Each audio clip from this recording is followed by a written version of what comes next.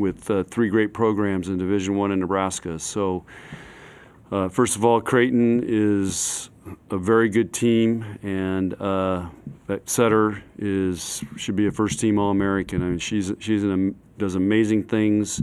She just wills that team. She does great plays at the net. She gave us fits attacking and gave us fits with our blockers. So, very impressed with how hard they played. They could have easily just packed in the third game, but they just got better as the match went on, and we had to really raise it up in Game 4 to win that match. So much respect for Creighton as always, and those guys played really hard. How much did not having more assists change the complexion of the game? Well, Destiny did a great job. I think the big thing is they may have missed her passing because Ava Martin had to go all the way around, and she usually does. She gets subbed out of the back row. But it doesn't matter. Kendra Waite makes players better around her. She's very gifted in how she does that, and so it changed it. We prepared for her so that they had a different lineup. They moved their hitters around, so everything was a little bit different. But that's why it probably took them a while to get going, and we were pretty good in Game 1, staying on it. And but we got a lot of things we can get better at, and we got to learn how to finish matches when we have a team down. And I just thought we started making a bunch of errors in Game 3, and we got to learn from that. How much of an impact did you feel Lexi had, especially early, keeping her as close to the net as possible? Yeah, Lexi's made some phenomenal digs tonight, and keeps balls alive. I don't know how many digs she had, but and we're trying to have her pass as many balls as possible. So she plays a really big role for us and gives us a lot of chances to win points, whether we're siding out or it's in a rally. Becca said that she'd been struggling on offense a little bit this year. She had a pretty good game, even with reference to the Creighton presser just a minute ago. What do you think worked so well for her? Good question. I told them they were competing in practice this week, and I thought she had a pretty good. They all had a really good couple practices, and she played really well against Creighton last year, and so maybe there's some carryover from that. And I watched last year's tape, and she really lit them up. I think she probably had more kills last year than she did this year, but that went 5 games. But she was fired up tonight. What was the thinking behind putting Maggie in that third set and then going back to back? Just getting her playing time. I'm trying to get people playing time, but it's just so hard in volleyball when you're trying to keep the momentum, and but we're going to try to keep getting people in. I got Aline at the end. It wasn't very much, but we kind of made a run there, and I was looking for an opportunity, and so we got to keep getting people in matches. What changed from those first 2 sets into the third set? Was it something they were doing, or what you guys were doing? It was, well, they started playing better, and they were very low air, and then we just got a little undisciplined, and it was a 2-point game, and we made about 4 hitting errors that they could have laid down and gone to sleep and wouldn't have to do anything that we just gave them. I mean, they were just wild hits. So you against a really good team, you do that, give them 4 easy points like that, and a couple missed serves, you're going to lose.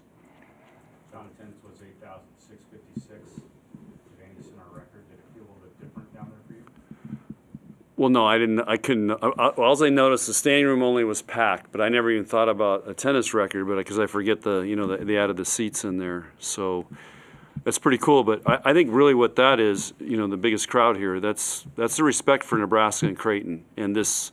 You want to call it a rivalry or whatever it is, but there's a lot of respect, and there's Nebraska kids on the court, and I think our fans. It's a continuation of last Wednesday, the celebration of volleyball in the state, and people wanted to be here on a Wednesday night. It's pretty impressive, but yeah, that standing room only was packed, and I hope the people that have the new seats like them, but it got pretty loud. It got quiet a little bit in the early games, but the crowd, they know when to turn it up. With respect to the game plan portion of, or the no assist portion of the game plan, and Amory, Kiana, and David Martin were the three most efficient hitters coming in.